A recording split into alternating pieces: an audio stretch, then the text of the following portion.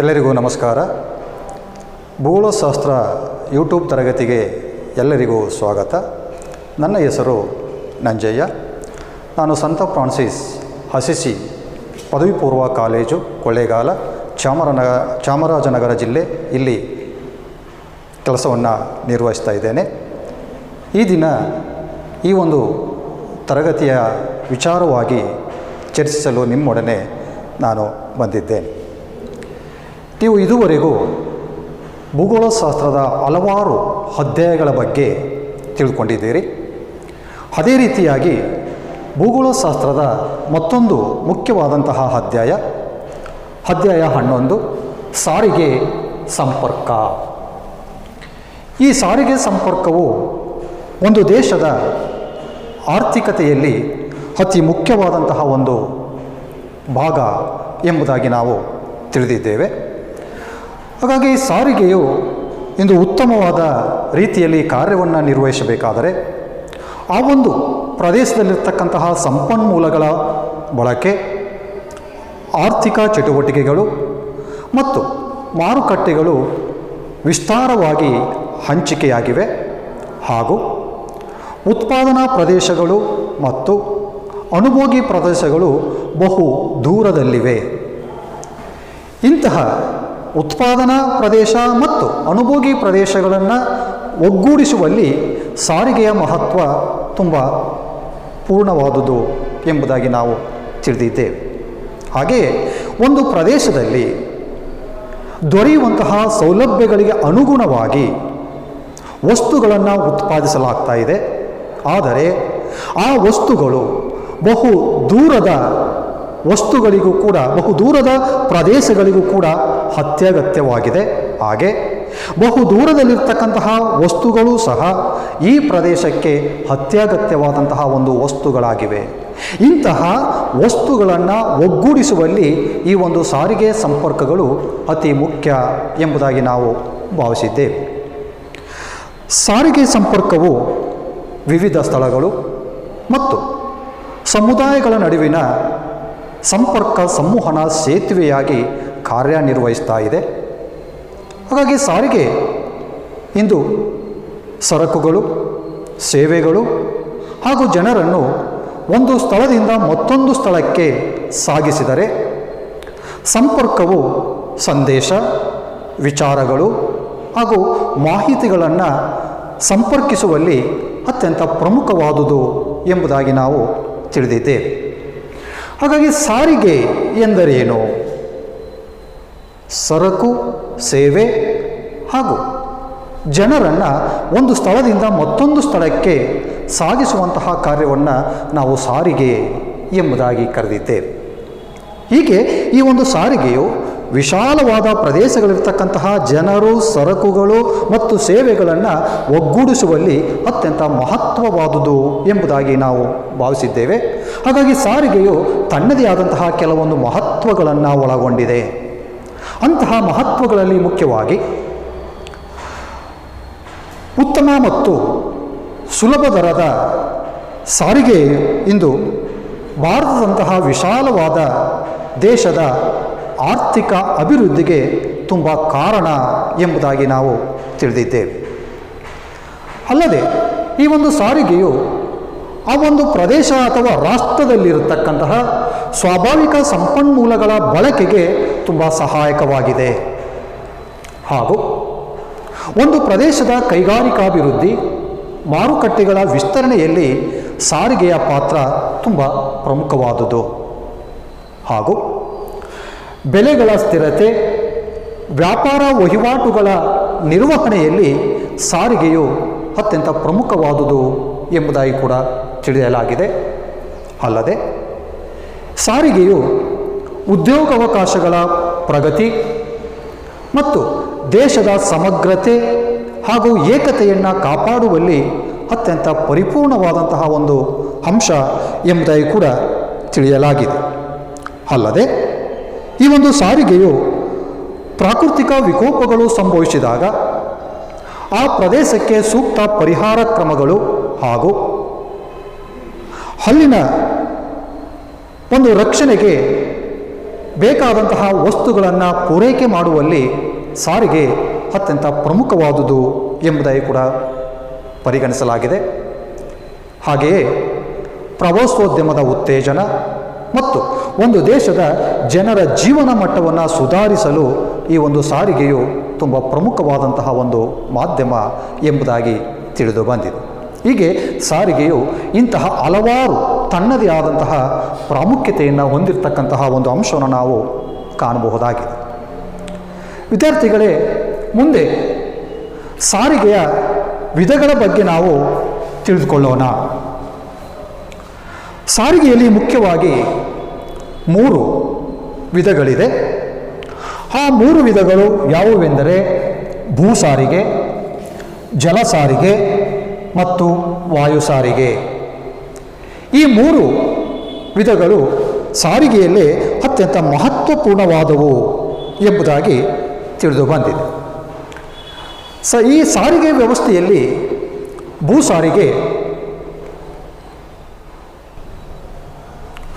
ಸಾರಿಗೆಯಲ್ಲಿ ನಾವು 3 ವಿಧಗಳನ್ನು ತಿಳಿದಿದ್ದೇವೆ. ಆ 3 ವಿಧಗಳಲ್ಲಿ ಭೂ ಸಾರಿಗೆಯನ್ನು ನಾವು ಮೊದಲನೇದಾಗಿ ತಿಳಿದುಕೊಳ್ಳೋಣ. ಭೂ ಸಾರಿಗೆಯು ದೇಶದ ಅತ್ಯಂತ ಹಳೆಯ ಸಾರಿಗೆ ಮಾರ್ಗವಾಗಿದೆ. ಇದರಲ್ಲಿ ರಸ್ತೆ ಸಾರಿಗೆಯು ಪುರಾತನ ಕಾಲದಿಂದಲೂ ರೂಢಿಯಲ್ಲಿರ್ತಕ್ಕಂತಹ ಒಂದು ಮಾಧ್ಯಮವಾಗಿದ್ದು, ರೈಲು ಸಾರಿಗೆ ಮತ್ತು ವಾಯು ಸಾರಿಗೆಗಳು ಇತ್ತೀಚೆಗೆ ಬಳಕೆಗೆ ಬಂದಿರತಕ್ಕಂತಹ ಒಂದು ಸಾರಿಗೆ ಮಾರ್ಗಗಳಾಗಿವೆ. ಇವುಗಳ ಜೊತೆಗೆ ಇತ್ತೀಚಿನ ದಿನಗಳಲ್ಲಿ ಬೆಳವಣಿಗೆಯಾಗಿರ್ತಕ್ಕಂತಹ ಸಾರಿಗೆ ಮಾರ್ಗಗಳಲ್ಲಿ ಮುಖ್ಯವಾಗಿ ಕೊಳವೆ ಮಾರ್ಗಗಳು ಮತ್ತು ಕೇಬಲ್ ಸಂಪರ್ಕಗಳು ಅತಿ ಮುಖ್ಯವಾದಂತಹ ಒಂದು ಸಾರಿಗೆಯ ಮಾಧ್ಯಮಗಳು ಎಂಬುದಾಗಿ ನಾವು ಪರಿಗಣಿಸಿದ್ದೇವೆ. ಹಾಗಾಗಿ ಭೂ ಸಾರಿಗೆ ಎಂದರೇನು? ಭೂಮಿಯ ಮೂಲಕ ಸರಕು, ಸೇವೆ ಹಾಗೂ ಪ್ರಯಾಣಿಕರನ್ನು ಒಂದು ಸ್ಥಳದಿಂದ ಮತ್ತೊಂದು ಸ್ಥಳಕ್ಕೆ ಸಾಗಿಸುವಂತಹ ಒಂದು ವ್ಯವಸ್ಥೆಯನ್ನೇ ನಾವು ಭೂ ಸಾರಿಗೆ ಎಂಬುದಾಗಿ ಕರಿತೇವೆ. ಈ ಭೂ ಸಾರಿಗೆಯಲ್ಲಿ ನಾವು ಬಳಸ್ತಕ್ಕಂತಹ ಒಂದು ಸಾಧನಗಳು ಅಂದರೆ ವಾಹನಗಳನ್ನು ನಾವು ಸಾಂಪ್ರದಾಯಿಕ ವಾಹನಗಳು ಮತ್ತು ಸಮಕಾಲೀನ ವಾಹನಗಳು ಎಂಬುದಾಗಿ ನೋಡಬೇಕಾಗ್ತಾ ಇದೆ. ಭೂ ಸಾರಿಗೆಯ ಸಾಂಪ್ರದಾಯಿಕ ಸಾರಿಗೆ ವಿಧಾನಗಳು ಪಲ್ಲಕ್ಕಿ, ಎತ್ತಿನ ಗಾಡಿ, ಕುದುರೆ ಗಾಡಿ ಅಥವಾ ಜಟಕ ಬಂಡಿ, ಸೈಕಲ್ ರಿಕ್ಷಾಗಳು ಹಾಗೂ ಟ್ರಾಮ್ಗಳು ಮುಂತಾದ ಹೀಗೆ ಪುರಾತನ ಮಾದರಿಯ ಒಂದು ಸಾರಿಗೆಯ ವಿಧಾನಗಳು ಇಂದಿನ ಅವಧಿಯಲ್ಲಿ ಹೆಚ್ಚು ರೂಢಿಯಲ್ಲಿತ್ತು. ಹಾಗೆ ಮಧ್ಯಕಾಲೀನ ಅಥವಾ ಸಮಕಾಲೀನ ಸಾರಿಗೆ ಸಾಧನಗಳು ಅಂದರೆ ಇತ್ತೀಚಿನ ಸಾರಿಗೆ ಸಾಧನಗಳು ಬಸ್ಗಳು, ಟ್ಯಾಕ್ಸಿ, ಕ್ಷಿಪ್ರ ರೈಲು ಸಾರಿಗೆ ಅಂದರೆ ಮೆಟ್ರೋ ಹಾಗೂ ಕೆಲವೊಂದು ಸ್ವಯಂಚಾಲಿತ ವಾಹನಗಳು ಇವು ಸಮಕಾಲೀನ ಸಾರಿಗೆಯ ಮಾಧ್ಯಮಗಳಾಗಿವೆ. ಹಾಗಾಗಿ ಇಂದು ಸಾರಿಗೆ, ಈ ಒಂದು ಭೂ ಸಾರಿಗೆಯು ಅತ್ಯಂತ ಪ್ರಮುಖವಾದಂತಹ ಒಂದು ಸಾರಿಗೆಯ ಮಾಧ್ಯಮ ಎಂಬುದಾಗಿ ನಾವು ತಿಳಿಯಬಹುದು. ಭೂ ಸಾರಿಗೆಯಲ್ಲಿ 3 ವಿಧಗಳಿವೆ. ಅವುಗಳೆಂದರೆ ರಸ್ತೆ ಸಾರಿಗೆ, ರೈಲು ಸಾರಿಗೆ ಮತ್ತು ಕೊಳವೆ ಮಾರ್ಗಗಳು. ಇವುಗಳಲ್ಲಿ ನಾವು ಮೊದಲನೇದಾಗಿ ರಸ್ತೆ ಸಾರಿಗೆಯ ಬಗ್ಗೆ ಅಧ್ಯಯನ ಮಾಡೋಣ. ರಸ್ತೆ ಸಾರಿಗೆ ಎಂದರೇನು? ರಸ್ತೆಗಳ ಮುಖಾಂತರ ಸರಕುಗಳು, ಸೇವೆಗಳು ಹಾಗೂ ಪ್ರಯಾಣಿಕರನ್ನು ಒಂದು ಪ್ರದೇಶದಿಂದ ಮತ್ತೊಂದು ಪ್ರದೇಶಕ್ಕೆ ಸಾಗಿಸುವಂತಹ ಒಂದು ಕಾರ್ಯವನ್ನು ರಸ್ತೆ ಸಾರಿಗೆ ಎಂಬುದಾಗಿ ಕರೆಯುತ್ತೇವೆ. ಈ ರಸ್ತೆ ಸಾರಿಗೆಯು ಅತ್ಯಂತ ಪ್ರಮುಖವಾದಂತಹ ಒಂದು ಸಾರಿಗೆಯಾಗಿದ್ದು, ದೇಶದ ರಸ್ತೆ ಸಾರಿಗೆಯು ವ್ಯಾಪಾರ, ವಾಣಿಜ್ಯೋದ್ಯಮದ ಒಂದು ಪ್ರಗತಿಗೆ ತುಂಬ ಸಹಾಯಕವಾಗಿದೆ ಎಂಬುದಾಗಿ ಕೂಡ ನಾವು ಪರಿಗಣಿಸಬಹುದು. ರಸ್ತೆ ಸಾರಿಗೆಯು ಮಾರುಕಟ್ಟೆಗಳ ವಿಸ್ತರಣೆ, ಅವುಗಳ ಒಂದು ಬೆಳವಣಿಗೆ ಹಾಗೂ ಆರ್ಥಿಕ ಚಟುವಟಿಕೆಗೆ ತುಂಬ ಸಹಾಯಕವಾಗಿದ್ದು, ಇಂದು ಅವುಗಳ ಒಂದು ಒಗ್ಗೂಡಿಸುವಿಕೆಯಲ್ಲಿ ಪರಸ್ಪರ ಪೂರಕವಾಗಿರ್ತಕ್ಕಂತಹ ಒಂದು ಅಂಶವನ್ನು ನಾವು ಕಾಣ್ಬೋದಾಗಿದೆ. ಅಲ್ಲದೆ ಈ ಒಂದು ರಸ್ತೆ ಸಾರಿಗೆಯು ಇಂದು ಸುಲಭ ದರದ ಹಾಗೂ ಅತಿ ವೇಗದ ಒಂದು ಸಾರಿಗೆಯ ಮಾಧ್ಯಮವಾಗಿ ತನ್ನದೇ ಆದಂತಹ ಒಂದು ಪ್ರಾಮುಖ್ಯತೆಯನ್ನು ಒಳಗೊಂಡಿದೆ.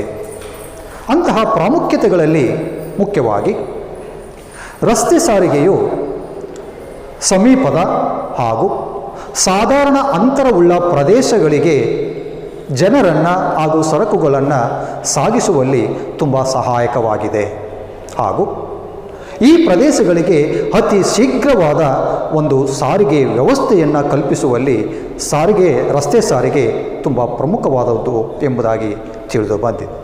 ಅಲ್ಲದೆ ರಸ್ತೆ ಸಾರಿಗೆಯು ಬೇಗ ಕೆಡುವಂತಹ ವಸ್ತುಗಳಾದ ಹಣ್ಣು, ತರಕಾರಿ ಮತ್ತು ಹಾಲು ಇವುಗಳನ್ನು ಅತಿ ಶೀಘ್ರವಾಗಿ ಪ್ರದೇಶದಿಂದ ಪ್ರದೇಶಕ್ಕೆ ರವಾನಿಸುವುದಕ್ಕೆ ತುಂಬ ಸಹಾಯಕವಾಗಿದೆ.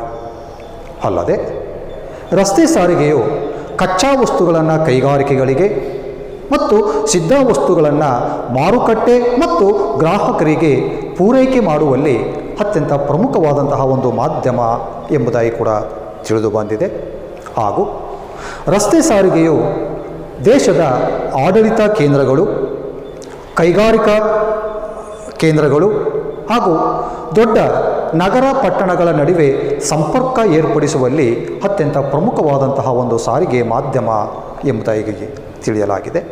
ಅಲ್ಲದೆ ಈ ಒಂದು ರಸ್ತೆ ಸಾರಿಗೆಯು ಉದ್ಯೋಗಾವಕಾಶಗಳನ್ನು ನೀಡುವಲ್ಲಿ ಅತ್ಯಂತ ಪ್ರಮುಖವಾದಂತಹ ಒಂದು ಸಾಧನ ಎಂಬುದಾಗಿ ಕೂಡ ತಿಳಿಯಲಾಗಿದೆ.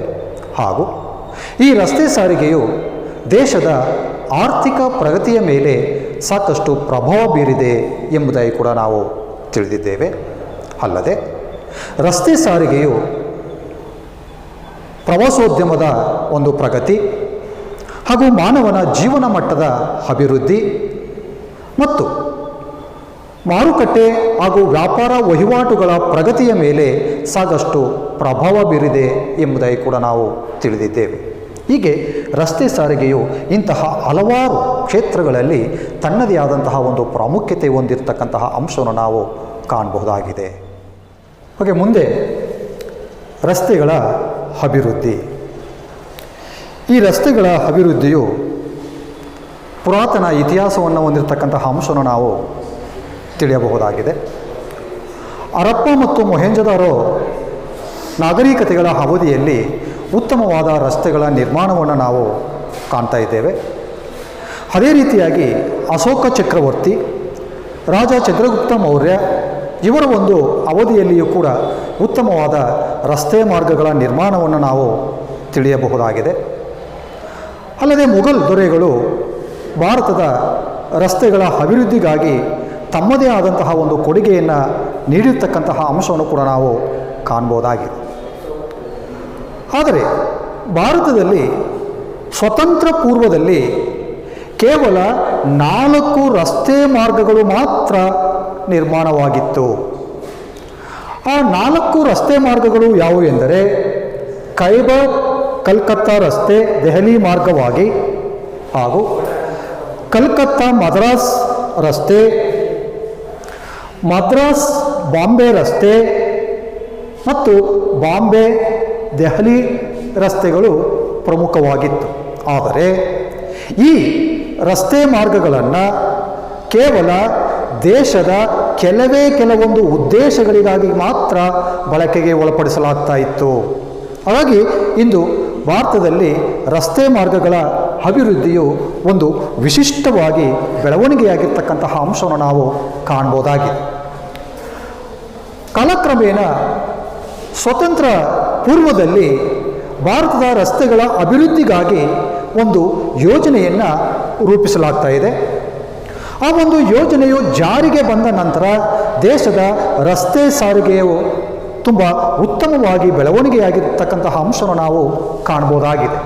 ಹಾಗಾಗಿ ಭಾರತದಲ್ಲಿ 1943ರಲ್ಲಿ ನಾಗಪುರ ಯೋಜನೆ ಜಾರಿಗೊಳಿಸಲಾಗ್ತಾ ಇರ್ತದೆ.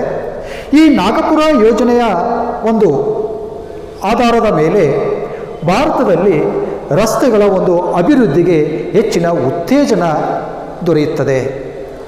ಈ ನಾಗಪುರ ಯೋಜನೆಯ ಉದ್ದೇಶವೇನಪ್ಪ ಎಂದರೆ, ಈ ಯೋಜನೆಯಲ್ಲಿ 10 ವರ್ಷಗಳ ಅವಧಿಯ ಒಂದು ರಸ್ತೆ ಯೋಜನೆಯನ್ನು ರೂಪಿಸಲಾಗ್ತಾ ಇರ್ತದೆ. ಈ ರಸ್ತೆ ಯೋಜನೆಯ ಪ್ರಮುಖ ಉದ್ದೇಶವೇನೆಂದರೆ 2.65 ಲಕ್ಷ ಕಿಲೋಮೀಟರ್ ಉದ್ದದಿಂದ 4 ಲಕ್ಷ ಕಿಲೋಮೀಟರ್ ಉದ್ದದವರೆಗೆ ರಸ್ತೆ ಮಾರ್ಗಗಳನ್ನು ಹೆಚ್ಚಿಸುವುದು ಹಾಗೂ ಈ ನಾಗಪುರ ಯೋಜನೆಯ ಒಂದು ಮಾದರಿಯಲ್ಲಿ ರಸ್ತೆ ಮಾರ್ಗಗಳನ್ನು 4 ವರ್ಗಗಳಾಗಿ ವಿಂಗಡಿಸಲಾಗಿದೆ. ಆ 4 ವರ್ಗಗಳಾವೆಂದರೆ ರಾಷ್ಟ್ರೀಯ ಹೆದ್ದಾರಿಗಳು, ರಾಜ್ಯ ಹೆದ್ದಾರಿಗಳು, ಜಿಲ್ಲಾ ರಸ್ತೆಗಳು ಮತ್ತು ಗ್ರಾಮೀಣ ರಸ್ತೆಗಳು. ಕಾಲಕ್ರಮೇಣ ರಸ್ತೆಗಳ ಒಂದು ಅಭಿವೃದ್ಧಿಗಾಗಿ ಹಾಗೂ ರಸ್ತೆಗಳನ್ನು ಮತ್ತಷ್ಟು ವಿಸ್ತರಿಸುವ ಉದ್ದೇಶಕ್ಕಾಗಿ 1961ರಲ್ಲಿ ಮತ್ತೊಂದು ಯೋಜನೆಯನ್ನು ರೂಪಿಸಲಾಗ್ತಾ ಇದೆ. ಆ ಯೋಜನೆಯಲ್ಲಿ 20 ವರ್ಷಗಳ ಅವಧಿಯ ರಸ್ತೆ ಯೋಜನೆಯನ್ನು ರೂಪಿಸಲಾಗ್ತದೆ. ಈ 20 ವರ್ಷಗಳ ರಸ್ತೆ ಯೋಜನೆಯ ಮುಖ್ಯ ಉದ್ದೇಶವೇನೆಂದರೆ 6.56 ಲಕ್ಷ ಕಿಲೋಮೀಟರ್ನಿಂದ 10.60 ಕಿಲೋಮೀಟರ್ಗಳವರೆಗೆ ರಸ್ತೆ ಮಾರ್ಗಗಳನ್ನು ಹೆಚ್ಚಿಸುವುದು ಹಾಗೂ ವ್ಯವಸಾಯ ಪ್ರದೇಶದ ಗ್ರಾಮೀಣ ವಸತಿಗಳನ್ನು ಅಥವಾ ವ್ಯವಸಾಯ ಪ್ರದೇಶದ ವಸತಿ ಪ್ರದೇಶದ ರಸ್ತೆಗಳನ್ನು ಟಾರ್ ರಸ್ತೆಯಿಂದ 6.4 ಕಿಲೋಮೀಟರ್ ಒಳಗೆ ಇರಬೇಕು ಮತ್ತು ಮಣ್ಣಿನ ರಸ್ತೆಯಿಂದ 2.4 ಕಿಲೋಮೀಟರ್ಗಳಷ್ಟು ಒಳಗೆ ಈ ಒಂದು ರಸ್ತೆಗಳು ನಿರ್ಮಾಣವಾಗಿರಬೇಕು ಎಂಬಂತಹ ಅಂಶವನ್ನು ಈ ಯೋಜನೆಯಲ್ಲಿ ಅಳವಡಿಸಲಾಗ್ತಾ ಇದೆ. ಅಲ್ಲದೆ ಹಿಂದುಳಿದ ಒಂದು ಗ್ರಾಮೀಣ ವಸತಿ ಪ್ರದೇಶಗಳಲ್ಲಿ ರಸ್ತೆಗಳು ಗರಿಷ್ಠ 18.2 ಕಿಲೋಮೀಟರ್ ಒಳಗೆ ಇರಬೇಕು ಎಂಬುದಾಗಿ ಕೂಡ ಸೂಚಿಸಲಾಗಿದೆ. ಹಾಗೆ ತುಂಬ ಹಿಂದುಳಿದಿರುವ ಪ್ರದೇಶಗಳಲ್ಲಿ ಗ್ರಾಮೀಣ ವಸತಿಗಳ ಒಂದು ರಸ್ತೆಗಳು 19.2 ಕಿಲೋಮೀಟರ್ ಒಳಗಡೆ ಇರಬೇಕು ಹಾಗೂ ಮಣ್ಣಿನ ರಸ್ತೆಗಳು ಕೇವಲ 2.4 ಕಿಲೋಮೀಟರ್ಗಳಷ್ಟು ಒಳಗೆ ಇರಬೇಕು ಎಂಬಂತಹ ಒಂದು ಯೋಜನೆಯನ್ನು 1960ರಲ್ಲಿ 20 ವರ್ಷಗಳ ಯೋಜನೆಯಲ್ಲಿ ಜಾರಿಗೊಳಿಸಲಾಗ್ತಾ ಇದೆ. ಹೀಗೆ ಭಾರತದಲ್ಲಿ 1943ರ ಯೋಜನೆ ಮತ್ತು 1961ರಲ್ಲಿ ರೂಪಿಸಲಾದಂತಹ ಒಂದು ಯೋಜನೆಗಳು ದೇಶದ ಒಂದು ರಸ್ತೆಗಳ ಪ್ರಗತಿಗೆ ಪೂರಕವಾಗಿವೆ ಎಂಬುದಾಗಿ ನಾವು ತಿಳಿಯಬಹುದು. ಇದರಿಂದಾಗಿ ದೇಶದಾದ್ಯಂತ ರಸ್ತೆ ಮಾರ್ಗಗಳು ಹಂಚಿಕೆಯಾಗಿ ವಿಸ್ತಾರವಾಗಿ ಬೆಳವಣಿಗೆ ಹೊಂದುವುದಕ್ಕೆ ತುಂಬ ಸಹಾಯಕವಾಗಿದೆ ಎಂಬುದಾಗಿ ನಾವು ತಿಳಿಯಬಹುದಾಗಿದೆ. ಓಕೆ ಮಕ್ಕಳೇ, ಮುಂದೆ ರಸ್ತೆಗಳ ವರ್ಗೀಕರಣವನ್ನು ಕುರಿತು ನಾವು ತಿಳಿದುಕೊಳ್ಳೋಣ. ಭಾರತದಲ್ಲಿ ರಸ್ತೆಗಳ ಕಾರ್ಯಶೀಲತೆಯ ಆಧಾರದ ಮೇಲೆ 4 ವಿಧಗಳಾಗಿ ರಸ್ತೆಗಳನ್ನು ವರ್ಗೀಕರಿಸಲಾಗಿದೆ. ಆ 4 ವಿಧಗಳಾವು ಎಂದರೆ ಮೊದಲನೇದು ರಾಷ್ಟ್ರೀಯ ಹೆದ್ದಾರಿಗಳು, ಎರಡನೇದು ರಾಜ್ಯ ಹೆದ್ದಾರಿಗಳು, ಮೂರನೇದು ಜಿಲ್ಲಾ ರಸ್ತೆಗಳು, ನಾಲ್ಕನೇದು ಗ್ರಾಮೀಣ ರಸ್ತೆಗಳು. ಈ 4 ವಿಧಗಳು ಭಾರತದ ರಸ್ತೆ ಸಾರಿಗೆ ವ್ಯವಸ್ಥೆಯಲ್ಲಿ ಅತ್ಯಂತ ಪ್ರಮುಖವಾದಂತಹ ಒಂದು ಸಾರಿಗೆಯ ರಸ್ತೆಯ ವಿಧಗಳಾಗಿವೆ. ಇದರಲ್ಲಿ ನಾವು ಮೊದಲನೇದಾಗಿ ರಾಷ್ಟ್ರೀಯ ಹೆದ್ದಾರಿಗಳ ಬಗ್ಗೆ ತಿಳಿದುಕೊಳ್ಳೋಣ. ರಾಷ್ಟ್ರೀಯ ಹೆದ್ದಾರಿಗಳು ದೇಶದ ಅತಿ ಮುಖ್ಯವಾದಂತಹ ಒಂದು ರಸ್ತೆ ಮಾರ್ಗಗಳಾಗಿವೆ. ಇವು ದೇಶದ ಉದ್ದಗಲಕ್ಕೂ ವಿಸ್ತರಿಸಿವೆ. ಈ ರಸ್ತೆಗಳು ಸಾಮಾನ್ಯವಾಗಿ ರಾಜ್ಯದ ರಾಜಧಾನಿ ಕೇಂದ್ರಗಳು, ಪ್ರಧಾನ ಬಂದರುಗಳು ಹಾಗೂ ಪ್ರಮುಖ ಕೈಗಾರಿಕಾ ನಗರಗಳನ್ನು ಸಂಪರ್ಕಿಸುವಲ್ಲಿ ಅತ್ಯಂತ ಪ್ರಮುಖವಾದ ರಸ್ತೆಗಳು ಎಂಬುದಾಗಿ ತಿಳಿದು ಬಂದಿದೆ. ಈ ರಾಷ್ಟ್ರೀಯ ಹೆದ್ದಾರಿಗಳು ದೇಶದ ಒಟ್ಟು ರಸ್ತೆ ಮಾರ್ಗದಲ್ಲಿ ಶೇಕಡ ಕೇವಲ 2ರಷ್ಟಿದೆ. ಅಲ್ಲದೆ ಇಂದು ಭಾರತದಲ್ಲಿ ರಾಷ್ಟ್ರೀಯ ಹೆದ್ದಾರಿಗಳ ಒಟ್ಟು ಉದ್ದ ಸುಮಾರು 71,772 ಕಿಲೋಮೀಟರ್ಗಳಷ್ಟು ಉದ್ದವಾಗಿದೆ. ಅಲ್ಲದೆ ದೇಶದ ಒಟ್ಟು ಸರಕು ಸಾಗಾಣಿಕೆಯ ಕ್ಷೇತ್ರದಲ್ಲಿ ರಸ್ತೆ ಹೆದ್ದಾರಿಗಳ ಮೂಲಕ ಅಂದರೆ ರಾಷ್ಟ್ರೀಯ ಹೆದ್ದಾರಿಗಳ ಮೂಲಕ ಶೇಕಡ 45ರಷ್ಟು ಸರಕುಗಳು ಸಾಗಿಸಲ್ಪಡ್ತಾ ಇದೆ. ಅಲ್ಲದೆ ಇಂದು ದೇಶದಲ್ಲಿ ಒಟ್ಟು 235 ರಾಷ್ಟ್ರೀಯ ಹೆದ್ದಾರಿಗಳು ನಿರ್ಮಾಣ ಆಗಿವೆ. ಹಾಗಾಗಿ ಇಂದು ರಾಷ್ಟ್ರೀಯ ಹೆದ್ದಾರಿಗಳು ಅತ್ಯಂತ ಪ್ರಮುಖವಾದಂತಹ ಒಂದು ರಸ್ತೆಗಳು ಎಂಬುದಾಗಿ ತಿಳಿದು ಬಂದಿದೆ. ಈ ರಾಷ್ಟ್ರೀಯ ಹೆದ್ದಾರಿಗಳನ್ನು ದೇಶದ ವಿವಿಧ ಭಾಗಗಳನ್ನು ಸಂಪರ್ಕಿಸುವಂತಹ ಒಂದು ರಸ್ತೆಗಳಾಗಿ 2 ವರ್ಗಗಳಾಗಿ ವರ್ಗೀಕರಿಸಲಾಗಿದೆ.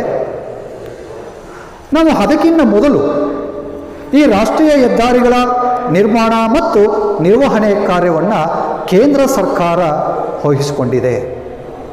ಹಾಗಾಗಿ ಇಂದು ಈ ರಾಷ್ಟ್ರೀಯ ಹೆದ್ದಾರಿಗಳು ಅತ್ಯಂತ ಪ್ರಮುಖವಾದಂತಹ ಒಂದು ರಸ್ತೆ ಮಾರ್ಗಗಳು ಎಂಬುದಾಗಿ ತಿಳಿದು ಬಂದಿದೆ. ಈ ರಾಷ್ಟ್ರೀಯ ಹೆದ್ದಾರಿಗಳ ನಿರ್ಮಾಣ ಮತ್ತು ನಿರ್ವಹಣೆಗಾಗಿ 1989ರಲ್ಲಿ ರಾಷ್ಟ್ರೀಯ ಹೆದ್ದಾರಿ ಪ್ರಾಧಿಕಾರ ಎಂಬ ಸಂಸ್ಥೆಯನ್ನು ಸ್ಥಾಪಿಸಲಾಗ್ತಾ ಇರ್ತದೆ. ಈ ಒಂದು ಸಂಸ್ಥೆಯು 1995ರಲ್ಲಿ ಕಾರ್ಯರೂಪಕ್ಕೆ ಬರ್ತದೆ. ಈ ರಾಷ್ಟ್ರೀಯ ಹೆದ್ದಾರಿ ಮಂಡಳಿ ರಾಷ್ಟ್ರೀಯ ಹೆದ್ದಾರಿ ಪ್ರಾಧಿಕಾರ ಯೋಜನೆಯನ್ನು ನಿರ್ವಹಿಸುವಲ್ಲಿ ಅತ್ಯಂತ ಪ್ರಮುಖವಾದುದು ಎಂಬುದಾಗಿ ಪರಿಗಣಿಸಲ್ಪಟ್ಟಿದೆ. ಈ ಒಂದು ರಾಷ್ಟ್ರೀಯ ಹೆದ್ದಾರಿ ಪ್ರಾಧಿಕಾರವು ದೇಶದ ಹೆದ್ದಾರಿಗಳನ್ನು 2 ಹಂತಗಳಲ್ಲಿ ಪೂರ್ಣಗೊಳಿಸ್ತಕ್ಕಂತಹ ಒಂದು ಅಂಶವನ್ನು ನಾವು ಕಾಣ್ತಾ ಇದ್ದೇವೆ. ಮೊದಲನೇ ಹಂತದಲ್ಲಿ ದೇಶದ 4 ಪ್ರಮುಖ ನಗರಗಳನ್ನು ಸಂಪರ್ಕಿಸುವಂತಹ ಒಂದು ರಸ್ತೆಗಳನ್ನು ನಿರ್ಮಾಣ ಮಾಡಲಾಗ್ತಾ ಇದೆ. ಅಂತಹ ರಸ್ತೆಗಳನ್ನು ಸುವರ್ಣ ಚತುಷ್ಕೋನ ರಸ್ತೆಗಳು ಎಂಬುದಾಗಿ ಕರೆಯಲಾಗ್ತಾ ಇದೆ. ಈ ಸುವರ್ಣ ಚತುಷ್ಕೋನ ರಸ್ತೆಗಳು ಸಾಮಾನ್ಯವಾಗಿ ದೇಶದ 4 ಪ್ರಮುಖ ನಗರಗಳು ದೆಹಲಿ, ಕಲ್ಕತ್ತಾ, ಮದ್ರಾಸ್ ಮತ್ತು ಬಾಂಬೆ, ಈ 4 ಪ್ರಮುಖ ನಗರಗಳನ್ನು ಸಂಪರ್ಕಿಸುವಂತಹ ಒಂದು ರಸ್ತೆಗಳನ್ನು ನಾವು ಇಂದು ಈ ರಾಷ್ಟ್ರೀಯ ಹೆದ್ದಾರಿ ಪ್ರಾಧಿಕಾರ ನಿರ್ಮಾಣ ಮಾಡಿರುವುದನ್ನು ನಾವು ಕಾಣ್ತಾ ಇದ್ದೇವೆ. ಇದು ದೇಶದ ಎಲ್ಲ ಪ್ರದೇಶಗಳನ್ನು ಹಾಗೂ ಕೈಗಾರಿಕಾ ಕೇಂದ್ರಗಳನ್ನು ಕ್ರೋಢೀಕರಿಸುವಲ್ಲಿ ಅತ್ಯಂತ ಪ್ರಮುಖವಾದುದಾಗಿದೆ. ಹಾಗೆ 2ನೇ ಹಂತದಲ್ಲಿ ದೇಶದ ಉತ್ತರ, ದಕ್ಷಿಣ ಮತ್ತು ಪೂರ್ವ, ಪಶ್ಚಿಮ ಭಾಗಗಳನ್ನು ಸಂಪರ್ಕಿಸುವಂತಹ ಒಂದು ರಸ್ತೆ ಮಾರ್ಗಗಳನ್ನು ನಿರ್ಮಾಣ ಮಾಡ್ತಾ ಇದೆ. ಅಂತಹ ರಸ್ತೆ ಮಾರ್ಗಗಳಿಗೆ ಪೂರ್ವ, ಪಶ್ಚಿಮ, ಉತ್ತರ, ದಕ್ಷಿಣ ಕಾರಿಡಾರ್ ರಸ್ತೆಗಳು ಎಂಬುದಾಗಿ ಕರೆಯಲಾಗ್ತಾ ಇದೆ. ಉತ್ತರದಲ್ಲಿ ಜಮ್ಮು ಮತ್ತು ಕಾಶ್ಮೀರದ ಶ್ರೀನಗರದಿಂದ, ದಕ್ಷಿಣದಲ್ಲಿ ಕನ್ಯಾಕುಮಾರಿವರೆಗೆ ಹಾಗೂ ಪೂರ್ವದಲ್ಲಿ ಅಸ್ಸಾಂನ ತಲ್ಚಾರ್ ಪ್ರದೇಶದಿಂದ, ಪಶ್ಚಿಮದಲ್ಲಿ ಗುಜರಾತಿನ ಪೋರ್ಬಂದರ ಪ್ರದೇಶಗಳನ್ನು ಸಂಪರ್ಕಿಸುವ ಹಾಗೂ ಸೇಲಂ ಮತ್ತು ಅರ್ಕೋಣಂ ಪ್ರದೇಶಗಳನ್ನು ಸಂಪರ್ಕಿಸುವಂತಹ ಒಂದು ರಸ್ತೆಗಳನ್ನು ಕೂಡ ನಿರ್ಮಾಣ ಮಾಡಲಾಗ್ತಾ ಇದೆ. ಇಂತಹ ಒಂದು ರಸ್ತೆಗಳನ್ನು ನಾವು ಉತ್ತರ, ದಕ್ಷಿಣ ಮತ್ತು ಪೂರ್ವ, ಪಶ್ಚಿಮ ಕಾರಿಡಾರ್ ರಸ್ತೆಗಳು ಎಂಬುದಾಗಿ ಕರಿತೇವೆ. ಹೀಗೆ ರಾಷ್ಟ್ರೀಯ ಹೆದ್ದಾರಿಗಳ ಒಂದು ನಿರ್ಮಾಣ ಮತ್ತು ನಿರ್ವಹಣೆ ರಾಷ್ಟ್ರೀಯ ಹೆದ್ದಾರಿ ಪ್ರಾಧಿಕಾರ ವಹಿಸಿಕೊಂಡಿರ್ತಕ್ಕಂತಹ ಒಂದು ಅಂಶವನ್ನು ನಾವು ಕಾಣ್ಬೋದಾಗಿದೆ. ಹಾಗೆ 2ನೇದಾಗಿ ರಾಜ್ಯ ಹೆದ್ದಾರಿಗಳು. ಈ ರಾಜ್ಯ ಹೆದ್ದಾರಿಗಳು ರಾಜ್ಯದ ರಾಜಧಾನಿಗಳನ್ನು, ಜಿಲ್ಲಾ ಕೇಂದ್ರಗಳು ಹಾಗೂ ಪ್ರಮುಖ ನಗರ ಕೇಂದ್ರಗಳನ್ನೇ ಸಂಪರ್ಕಿಸುವಂತಹ ಒಂದು ವ್ಯವಸ್ಥೆಯನ್ನು ಕಲ್ಪಿಸಿವೆ. ಇವುಗಳ ನಿರ್ಮಾಣ ಮತ್ತು ನಿರ್ವಹಣೆ ಆಯಾ ರಾಜ್ಯ ಸರ್ಕಾರಗಳಿಗೆ ಸೇರಿದೆ. ಈ ರಾಜ್ಯ ಹೆದ್ದಾರಿಗಳು ದೇಶದ ಒಟ್ಟು ರಸ್ತೆ ಸಾರಿಗೆಯಲ್ಲಿ 3.6% ಹಾಗೆ ನಂತರ 3ನೇದಾಗಿ ಜಿಲ್ಲಾ ರಸ್ತೆಗಳು. ಈ ಜಿಲ್ಲಾ ರಸ್ತೆಗಳು ಸಾಮಾನ್ಯವಾಗಿ ನಗರ ಕೇಂದ್ರಗಳನ್ನು, ತಾಲೂಕು ಕೇಂದ್ರಗಳು ಹಾಗೂ ಅಭಿವೃದ್ಧಿ ಹೊಂದಿದ ವ್ಯವಸಾಯ ಪ್ರದೇಶದ ದೊಡ್ಡ ಗ್ರಾಮೀಣ ಪ್ರದೇಶಗಳೊಡನೆ ಸಂಪರ್ಕಿಸುವ ಒಂದು ರಸ್ತೆ ಮಾರ್ಗಗಳು ಎಂಬುದಾಗಿ ತಿಳಿಯಲಾಗಿದೆ. ಈ ಜಿಲ್ಲಾ ರಸ್ತೆಗಳ ನಿರ್ಮಾಣ ಮತ್ತು ನಿರ್ವಹಣೆ ಜಿಲ್ಲಾ ಪಂಚಾಯಿತಿಗಳಿಗೆ ಸೇರಿರ್ತಕ್ಕಂತಹ ಒಂದು ವ್ಯವಸ್ಥೆಯನ್ನು ಕೂಡ ನಾವು ಕಾಣ್ತಾ ಇದ್ದೆ. ಹಾಗಾಗಿ ಜಿಲ್ಲಾ ರಸ್ತೆಗಳ ಒಂದು ಒಟ್ಟು ಪ್ರಮಾಣ ದೇಶದ ಒಟ್ಟು ರಸ್ತೆ ಸಾರಿಗೆಯಲ್ಲಿ ಸುಮಾರು 4.6 ಲಕ್ಷ ಕಿಲೋಮೀಟರ್ಗಳಷ್ಟು ಜಿಲ್ಲಾ ರಸ್ತೆಗಳು ನಿರ್ಮಾಣ ಆಗಿವೆ. ಹಾಗೆ ಕೊನೆಯದಾಗಿ ಗ್ರಾಮೀಣ ರಸ್ತೆಗಳು. ಈ ಗ್ರಾಮೀಣ ರಸ್ತೆಗಳು ಸಾಮಾನ್ಯವಾಗಿ ಗ್ರಾಮೀಣ ಪ್ರದೇಶಗಳು ಮತ್ತು ತಾಲೂಕು ಕೇಂದ್ರಗಳನ್ನು ಸಂಪರ್ಕಿಸುವಂತಹ ಒಂದು ರಸ್ತೆಗಳಾಗಿವೆ. ಇವುಗಳ ನಿರ್ಮಾಣ ಮತ್ತು ನಿರ್ವಹಣೆ ಸಾಮಾನ್ಯವಾಗಿ ಆಯಾ ಗ್ರಾಮ ಪಂಚಾಯಿತಿ ಮತ್ತು ತಾಲೂಕು ಪಂಚಾಯಿತಿ ವ್ಯಾಪ್ತಿಗೆ ಒಳಪಟ್ಟಿದೆ. ಈ ಗ್ರಾಮೀಣ ರಸ್ತೆಗಳು ಸಾಮಾನ್ಯವಾಗಿ ಕಚ್ಚಾ ರಸ್ತೆಗಳಾಗಿದ್ದು ಮಳೆಗಾಲದಲ್ಲಿ ಇಲ್ಲಿ ವಾಹನಗಳ ಸಂಚಾರಕ್ಕೆ ತುಂಬ ಅನಾನುಕೂಲವಾಗಿದೆ. ಹಾಗಾಗಿ ಈ 4 ವಿಧಗಳು ಅಂದರೆ ರಾಷ್ಟ್ರೀಯ ಹೆದ್ದಾರಿಗಳು, ರಾಜ್ಯ ಹೆದ್ದಾರಿಗಳು, ಜಿಲ್ಲಾ ರಸ್ತೆಗಳು ಮತ್ತು ಗ್ರಾಮೀಣ ರಸ್ತೆಗಳು ಇಂದು ರಸ್ತೆ ಸಾರಿಗೆಯಲ್ಲಿ ಪ್ರಮುಖವಾದಂತಹ ಒಂದು 4 ವಿಧಗಳು ಎಂಬುದಾಗಿ ನಾವು ತಿಳಿದಿದ್ದೇವೆ. ಹಾಗೆ ಮುಂದೆ ಮಕ್ಕಳೇ ನಾವು ರಸ್ತೆ ಸಾರಿಗೆಯ ಹಂಚಿಕೆಯ ಬಗ್ಗೆ ತಿಳಿದುಕೊಳ್ಳೋಣ. ರಸ್ತೆಗಳು ದೇಶದಾದ್ಯಂತ ಜೀವನಾಡಿಯಂತೆ ವಿಸ್ತರಿಸಿದೆ. ಆದರೆ ರಸ್ತೆ ಮಾರ್ಗಗಳು ದೇಶದ ಎಲ್ಲ ಭಾಗಗಳಲ್ಲಿಯೂ ಕೂಡ ಒಂದೇ ಪ್ರಮಾಣದಲ್ಲಿ ಹಂಚಿಕೆಯಾಗಿಲ್ಲ. ಇವು ಕೆಲವೊಂದು ಪ್ರದೇಶಗಳಲ್ಲಿ ಯಥೇಚ್ಛವಾಗಿ ಹಂಚಿಕೆಯಾಗಿದೆ, ಕೆಲವೊಂದು ಪ್ರದೇಶಗಳಲ್ಲಿ ತುಂಬ ವಿರಳವಾಗಿ ಹಂಚಿಕೆಯಾಗಿದೆ. ಹಾಗೆ ಕೆಲವೊಂದು ಗ್ರಾಮೀಣ ಪ್ರದೇಶಗಳಲ್ಲಿ ಇವತ್ತಿಗೂ ಕೂಡ ರಸ್ತೆ ಸಂಪರ್ಕವೇ ಇಲ್ಲದಂತಹ ಒಂದು ಪ್ರದೇಶಗಳನ್ನು ಕೂಡ ನಾವು ಕಾಣ್ಬೋದಾಗಿದೆ. ಹಾಗಾಗಿ ಇಂದು ಉತ್ತರ ಪ್ರದೇಶ ರಾಜ್ಯವು ದೇಶದಲ್ಲಿಯೇ ಅತಿ ಹೆಚ್ಚು ರಸ್ತೆ ಮಾರ್ಗಗಳ ಜಾಲವನ್ನು ಹೊಂದಿರತಕ್ಕಂತಹ ಒಂದು ರಾಜ್ಯವಾಗಿದ್ದು, ಇದರ ಜೊತೆಯಲ್ಲಿಯೇ ಕರ್ನಾಟಕ, ಮಹಾರಾಷ್ಟ್ರ, ಆಂಧ್ರ ಪ್ರದೇಶ, ಒರಿಸ್ಸಾ, ತಮಿಳುನಾಡು, ಗುಜರಾತ್, ರಾಜಸ್ಥಾನ ಮತ್ತು ಬಿಹಾರ್ ರಾಜ್ಯಗಳು ಉತ್ತಮವಾದ ಹಾಗೂ ವಿಸ್ತಾರವಾದ ರಸ್ತೆ ಜಾಲಗಳನ್ನು ಒಳಗೊಂಡಿದೆ. ಆದ ಕಾರಣ ಈ ಎಲ್ಲ ರಾಜ್ಯಗಳು ದೇಶದ ಒಟ್ಟು ರಸ್ತೆ ಮಾರ್ಗದಲ್ಲಿ 80% ರಸ್ತೆಗಳನ್ನು ಒಳಗೊಂಡಿದೆ. ಇದಕ್ಕೆ ವಿರುದ್ಧವಾಗಿ ಸಿಕ್ಕಿಂ, ಜಮ್ಮು ಮತ್ತು ಕಾಶ್ಮೀರ, ಮಿಜೋರಾಂ, ಅರುಣಾಚಲ ಪ್ರದೇಶ, ಮೇಘಾಲಯ ಮತ್ತು ಮಣಿಪುರ ಹಾಗೂ ಜಾರ್ಖಂಡ್ ರಾಜ್ಯಗಳು ಕಡಿಮೆ ರಸ್ತೆ ಮಾರ್ಗಗಳನ್ನು ಹೊಂದಿರತಕ್ಕಂತಹ ಒಂದು ರಾಜ್ಯಗಳಾಗಿವೆ.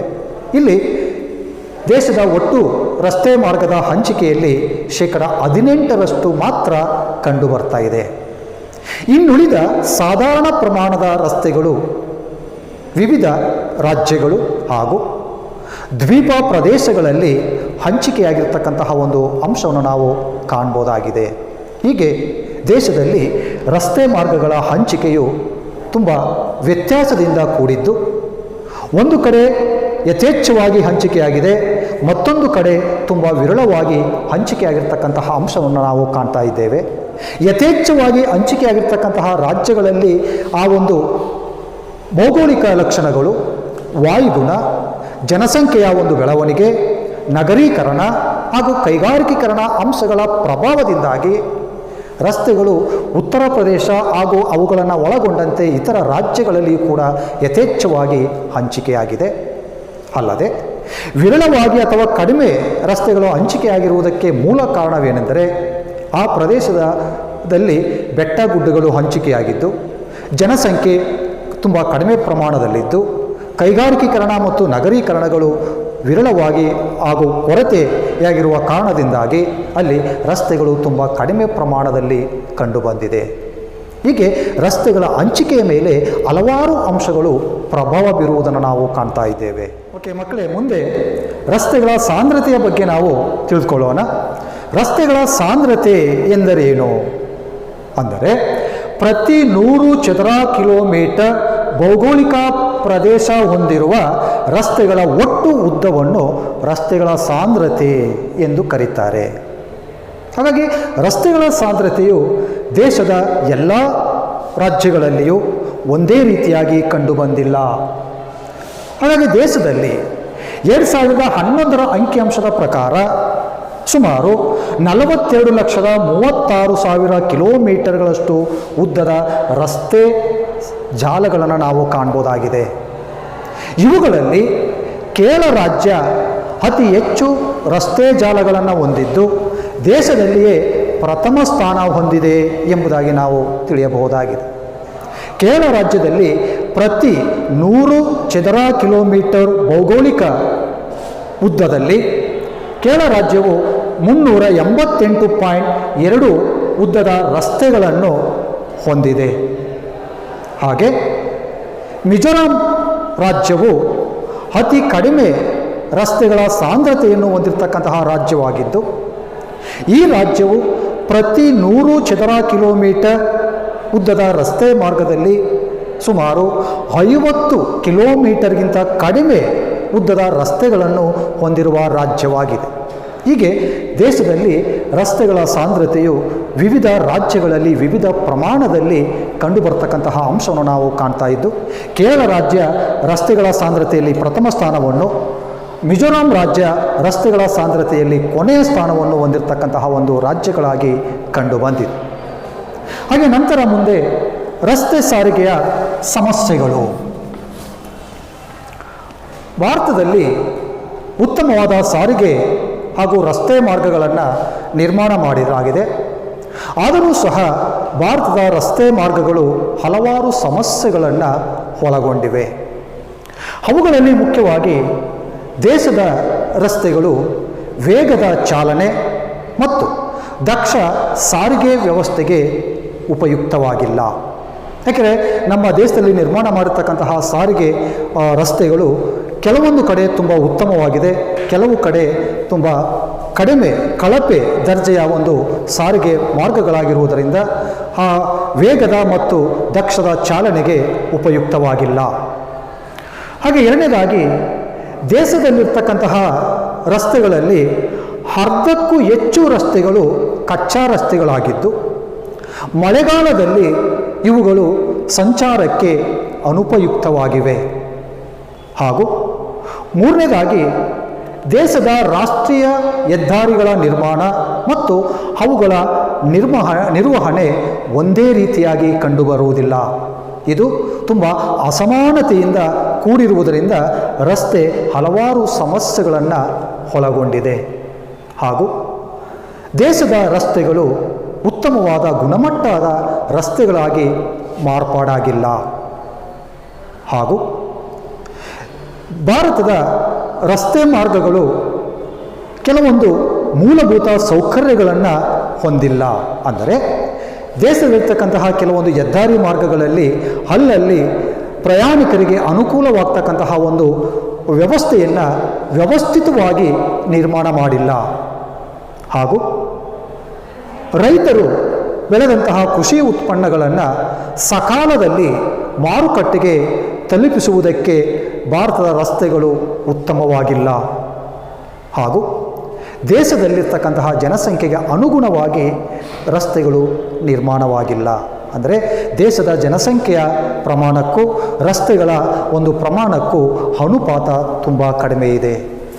ಅಲ್ಲದೆ ದೇಶದಲ್ಲಿರ್ತಕ್ಕಂತಹ ರಸ್ತೆಗಳು ಕೆಳಮಟ್ಟದ ರಸ್ತೆಗಳಾಗಿದ್ದು, ಕೆಲವೊಂದು ಹಳ್ಳಿಗಳು ಇವತ್ತಿಗೂ ಕೂಡ ರಸ್ತೆ ಮಾರ್ಗಗಳ ಸಂಪರ್ಕವನ್ನೇ ಹೊಂದಿಲ್ಲದಂತಹ ಒಂದು ಗ್ರಾಮೀಣ ಪ್ರದೇಶಗಳನ್ನು ನಾವು ಕಾಣ್ತಾ ಇದ್ದೇವೆ. ಹೀಗೆ ಭಾರತದ ರಸ್ತೆ ಮಾರ್ಗಗಳು ಇಂತಹ ಹಲವಾರು ಸಮಸ್ಯೆಗಳನ್ನು ಒಳಗೊಂಡಿರ್ತಕ್ಕಂತಹ ಅಂಶವನ್ನು ನಾವು ಕಾಣ್ತಾ ಇದ್ದೇವೆ. ಇದಿಷ್ಟು ಭೂ ಸಾರಿಗೆಯಲ್ಲಿ ಬರ್ತಕ್ಕಂತಹ ರಸ್ತೆ ಸಾರಿಗೆಯಲ್ಲಿರುವ ಕೆಲವೊಂದು ಮುಖ್ಯಾಂಶಗಳು. ಓಕೆ ವಿದ್ಯಾರ್ಥಿಗಳೇ, ನಾವು ಇದುವರೆಗೆ ಭಾರತದ ರಸ್ತೆ ಸಾರಿಗೆಯ ಬಗ್ಗೆ ಹಲವಾರು ವಿಷಯಗಳನ್ನು ಚರ್ಚಿಸಿದ್ದೇವೆ, ಹಲವು ಮಾಹಿತಿಗಳನ್ನು ನಾವು ತಿಳ್ಕೊಂಡಿದ್ದೇವೆ. ಇದಕ್ಕೆ ಸಂಬಂಧಪಟ್ಟ ಹಾಗೆ ನಿಮಗೆ ಇನ್ನೂ ಅನುಮಾನ ಅಥವಾ ಗೊಂದಲ ಇದ್ದಲ್ಲಿ ನಿಮ್ಮ ಕಾಲೇಜಿನ ಭೂಗೋಳಶಾಸ್ತ್ರ ಉಪನ್ಯಾಸಕರನ್ನು ಸಂಪರ್ಕಿಸಿ ನಿಮ್ಮ ಸಮಸ್ಯೆಯನ್ನು ಪರಿಹರಿಸಿಕೊಳ್ಳಿ. ಹಾಗೆಯೇ ಇಂದು ಈ ವಿಷಯಕ್ಕೆ ಸಂಬಂಧಪಟ್ಟ ಹಾಗೆ ಕೆಲವೊಂದು ಪ್ರಶ್ನೆಗಳನ್ನು ನಾನು ನಿಮಗೆ ನೀಡಿದ್ದೇನೆ. ಈ ಪ್ರಶ್ನೆಗಳಿಗೆ ಕಡ್ಡಾಯವಾಗಿ ಸಮಂಜಸವಾದ ಉತ್ತರವನ್ನು ಬರೆದು ನಿಮ್ಮ ಕಾಲೇಜಿನ ಭೂಗೋಳಶಾಸ್ತ್ರ ಉಪನ್ಯಾಸಕರಿಗೆ ಸಲ್ಲಿಸಬೇಕು. ಹಾಗೂ ಅಂತಹ ಪ್ರಶ್ನೆಗಳು ಯಾವುವೆಂದರೆ, ಮೊದಲನೇ ಪ್ರಶ್ನೆ ಸಾರಿಗೆ ಎಂದರೇನು, ಸಾರಿಗೆ ಎಂದರೇನು. ಎರಡನೇ ಪ್ರಶ್ನೆ ನಾಗಪುರ ಯೋಜನೆಯು ಯಾವಾಗ ಜಾರಿಗೆ ಬಂದಿತು, ನಾಗಪುರ ಯೋಜನೆಯು ಯಾವಾಗ ಜಾರಿಗೆ ಬಂದಿತು. ಮೂರನೇ ಪ್ರಶ್ನೆ ಭಾರತದ ರಸ್ತೆಯ ವಿಧಗಳನ್ನು ತಿಳಿಸಿ, ಭಾರತದ ರಸ್ತೆಯ ವಿಧಗಳನ್ನು ತಿಳಿಸಿ. 4ನೇ ಪ್ರಶ್ನೆ, ರಸ್ತೆಗಳ ಸಾಂದ್ರತೆ ಎಂದರೇನು? ರಸ್ತೆಗಳ ಸಾಂದ್ರತೆ ಎಂದರೇನು? 5ನೇ ಪ್ರಶ್ನೆ, ರಸ್ತೆ ಸಾರಿಗೆಯ ಯಾವುದಾದರೂ 2 ಸಮಸ್ಯೆಗಳನ್ನು ತಿಳಿಸಿ. ರಸ್ತೆ ಸಾರಿಗೆಯ ಯಾವುದಾದರೂ 2 ಸಮಸ್ಯೆಗಳನ್ನು ತಿಳಿಸಿ. 6ನೇ ಪ್ರಶ್ನೆ, ಭಾರತದ ರಸ್ತೆ ಸಾರಿಗೆಯ ವಿಧಗಳನ್ನು ವಿವರಿಸಿ. ಭಾರತದ ರಸ್ತೆ ಸಾರಿಗೆಯ ವಿಧಗಳನ್ನು ವಿವರಿಸಿ. ಓಕೆ ಮಕ್ಕಳೇ, ಇಲ್ಲಿವರೆಗೆ ನಾವು ರಸ್ತೆ ಸಾರಿಗೆಯ ವಿವಿಧ ವಿಷಯಗಳ ಬಗ್ಗೆ ನಾವು ಚರ್ಚಿಸಿದ್ದೇವೆ. ಎಲ್ಲರಿಗೂ ಧನ್ಯವಾದಗಳು.